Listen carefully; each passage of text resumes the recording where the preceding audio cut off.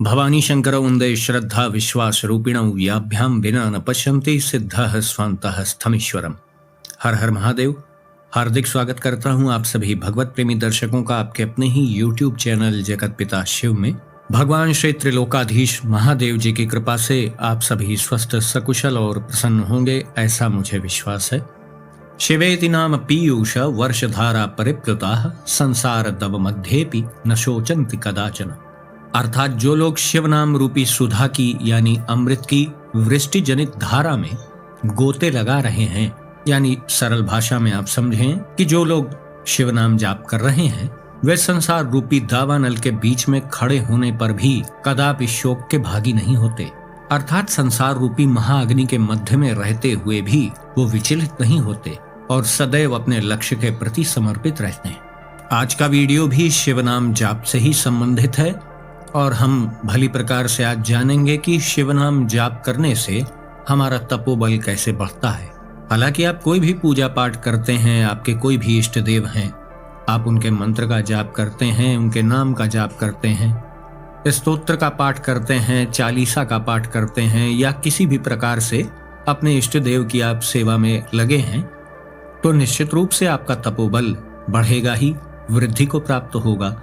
लेकिन शिव नाम जाप का एक अपना विशेष महत्व है और जैसा कि शिव महापुराण में भी इस बात का वर्णन है कि पाप नाश के लिए तो सर्वश्रेष्ठ साधन शिव नाम जाप ही है।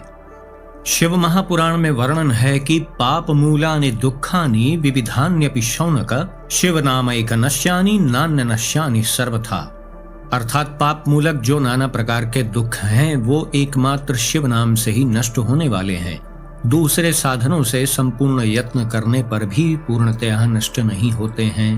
उसका मुख्य कारण भी तो यही है ना, क्योंकि शिव नाम जाप विशेषतः पाप नाश के लिए है ही। शिव नाम जाप का प्रथम कार्य यही है कि वो आपको सबसे पहले पाप रहित करता है।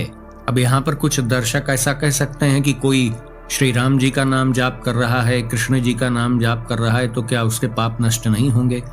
होंगे, लेकिन हर नाम का प्रभाव अलग अलग है, कार्यशैली अलग अलग है। इस बात को भी आप सदैव ध्यान रखें।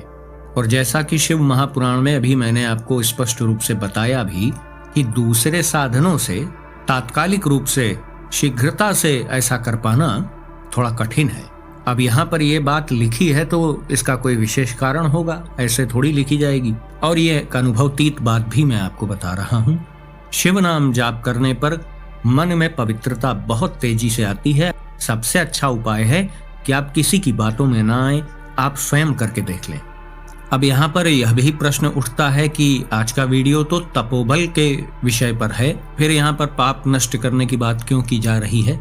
देखिए, तपोबल और आपके संचित पाप कर्मों में बहुत गहरा संबंध है। इसको आप गहराई से समझें। जब हम कहते हैं कि किसी व्यक्ति का तपोबल बड़ी वृद्धि को प्राप्त हो रहा है, तो हम अप्रत्यक्ष रूप से यही बात कह रहे होते हैं कि उतनी ही मात्रा में उसके पाप नष्ट हो गए। जब हमारे पाप नष्ट होने लगते हैं तभी तो हमारा आध्यात्मिक स्तर ऊपर आता है। आध्यात्मिक स्तर ऊपर आने का मतलब ही है कि आध्यात्मिक ऊर्जा हमारे अंदर पर्याप्त मात्रा में बनने लग गई है। तो वही तो तपोबल है। वही ऊर्जा को हम तपोबल के रूप से रिप्रेजेंट करते हैं। तपोबल वृद्धि होने का मतलब क्या है कि हमारे पंख थोड़ी निकल आएंगे। तपोबल वृद्धि का मतलब यही है कि हमारी जागृति का स्तर ऊपर हो रहा है। हमारी जो विस्मृति थी वो धीरे धीरे मिट रही है। जागृति क्या होती है? जागृति का अर्थ यही है कि हम जो इस संसार में आने के बाद अपने लक्ष्य को भूल गए, यही भूल गए कि हम किस लिए इस धरती पर आए हैं, हमारा उद्देश्य क्या है, हमें क्या प्राप्त करना था और हम किस झंझट में, किस झमेले में फंसे हुए हैं। जब इसी भ्रमात्मक स्थिति से हम बाहर आने लग जाते हैं, एक बारगी अचानक रूप से ऐसा नहीं होता है, यह क्रमबद्ध तरीके से होता है। तो जब हम धीरे धीरे अपने जीवन के उद्देश्यों को अच्छे से पहचानने लग जाते हैं, तब ये माना जाता है कि हमारा तपोबल वृद्धि को प्राप्त कर रहा है। इसके कुछ अनुभव भी हैं, कुछ संकेत भी हैं, जिससे साधक इस बात का मूल्यांकन कर सकता है कि उसका तपोबल कितना बढ़ा, कितना नहीं बढ़ा। जब तपोबल की वृद्धि होती है तो उससे जो लक्षण और अनुभव उत्पन्न होते हैं, तो हमें उन अनुभवों और उन संकेतों को आसन पर होने वाले अनुभवों से जोड़ करके नहीं देखना चाहिए, और ना ही कुंडलिनी शक्ति जागरण के रूप में हमें तपोबल वृद्धि को लेना चाहिए। ये सब कुछ अलग अलग चीजें हैं। यदि केवल आसन पर बैठकर या कुंडलिनी जागरण के माध्यम से ही तपोबल की वृद्धि होगी तो संसार में बहुत से ऐसे लोग हैं जो इस महान कार्य से वंचित रह जाएंगे, क्योंकि हर व्यक्ति आसन पर बैठ करके 2-2, 4-4 घंटे जाप नहीं करता है, और ना ही हर व्यक्ति कुंडलिनी जागरण के लिए इंटरेस्टेड रहता है। अधिकांश लोग तो कुंडलिनी जागरण को समझ ही नहीं पाते हैं और उससे भयभीत होते रहते हैं। हालांकि वो थोड़ी संवेदनशील प्रक्रिया है भी, कुंडलिनी जागरण इतना आसान नहीं है। केवल मूलाधार चक्र की जागृति करने में ही पूरा जीवन व्यतीत हो जाता है। गॉड गिफ्टेड रूप से किसी को ईश्वर प्रदत्त यह गुण मिला है तो अलग बात है, या कोई श्रेष्ठ गुरुजन के मार्गदर्शन से कुंडलिनी जागरण में सफलता पा लिया है तो वो तो अलग बात है। बिना श्रेष्ठ मार्गदर्शन के आप कुंडलिनी जागरण कर नहीं पाएंगे। लेकिन तपोबल वृद्धि करना वो एक अलग चीज है। उसका आसन पे बैठ करके जाप करने से कोई लेना देना नहीं है, और न ही इस बात से लेना देना है कि आप कुंडलिनी जागरण करने के लिए इंटरेस्टेड हैं कि नहीं, आपको उस संबंध में कितना ज्ञान है या नहीं है, या आपके पास कोई श्रेष्ठ प्रत्यक्ष गुरु हैं या नहीं है, इसका भी कोई लेना देना तपोबल वृद्धि में नहीं है। तपोबल वृद्धि केवल और केवल इष्ट देव की कृपा से होती है। ये आपके और आपके प्रभु के बीच का मामला है, इसमें कोई भी मीडिएटर नहीं है। तपोबल वृद्धि के लिए आपको अपने इष्ट देव के प्रति समर्पित रहना है, साथ ही आपके ऊपर आपके गुरु जी की भी कृपा है। कोई प्रत्यक्ष गुरु भी आपके पास है मार्गदर्शन के लिए तो वो सोने पे सुहागा है, अच्छी बात है।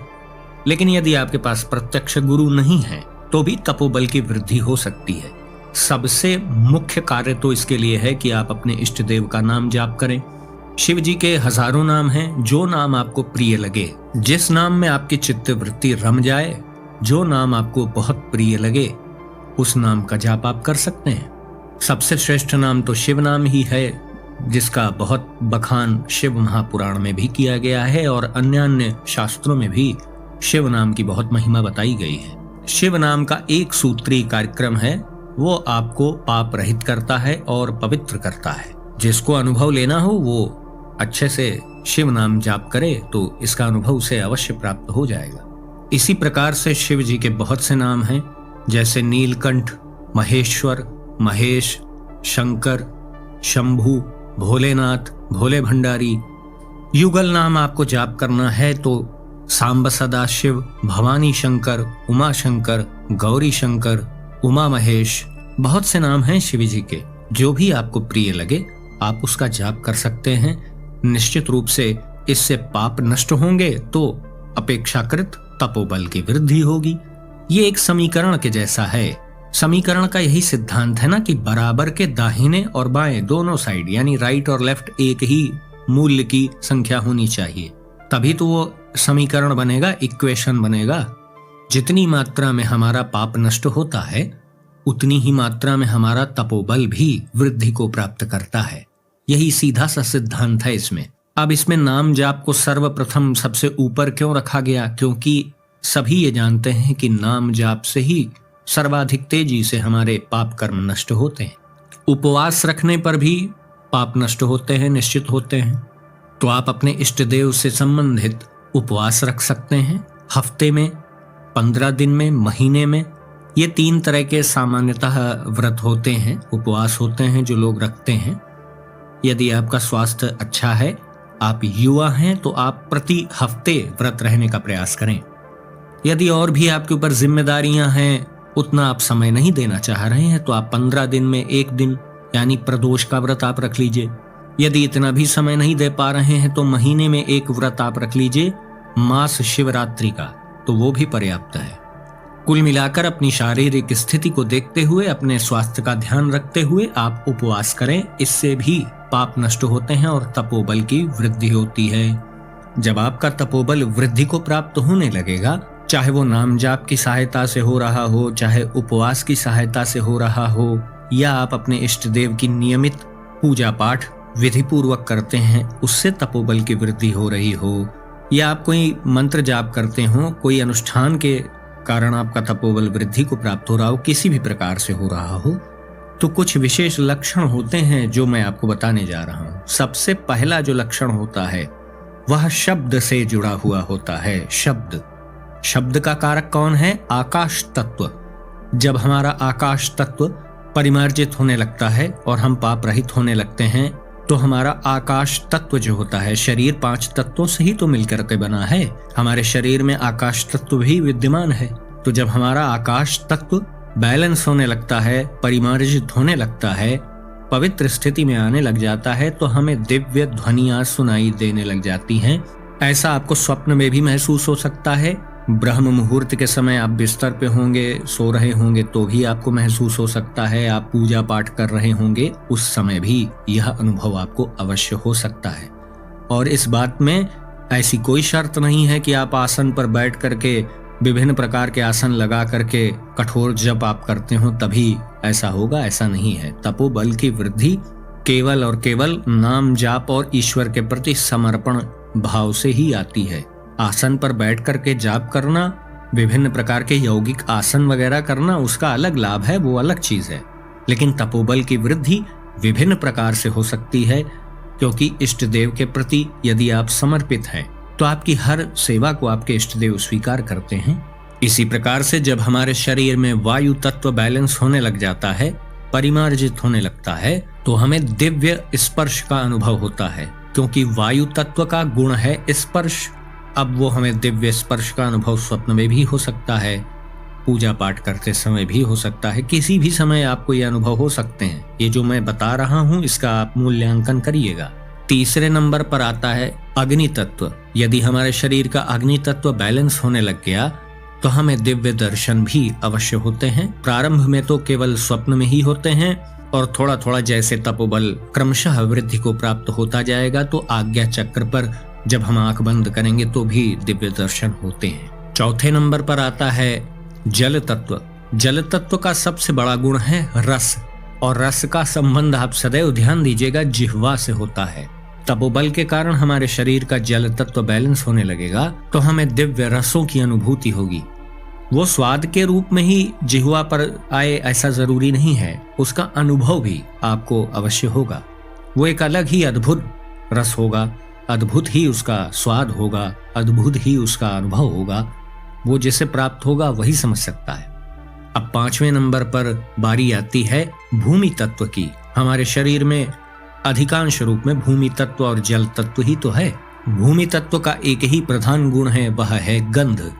तो जब हमारे शरीर में तपोबल वृद्धि के कारण भूमि तत्व बैलेंस होने लग जाता है, तो हमें दिव्य गंध, दिव्य सुगंध का अनुभव होता है। जब हम आसन पर जाप कर रहे हों, या हम आसन पर ना भी जाप करते हों, केवल सामान्य रूप से पूजा पाठ करते हों, अपने इष्ट देव की केवल चालीसा या स्तोत्र आदि का पाठ करते हों, तो भी ये दिव्य अनुभव होते अवश्य हैं। ये मैंने आपको सामान्य अनुभव और लक्षण बताए हैं जो कि तपोबल वृद्धि के कारण व्यक्ति में उत्पन्न होते हैं। इसके लिए मैं फिर कह दे रहा हूं, ऐसी कोई शर्त नहीं है कि आप आसन पर बैठ करके ही जाप करेंगे तब ऐसा होगा, ऐसा नहीं है।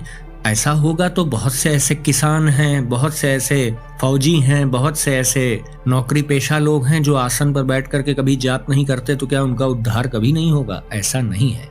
हर प्रक्रिया की अपनी निर्धारित व्यवस्था की गई है ना। आपको कुंडलिनी जागरण करना है तो उसका अलग कार्य है।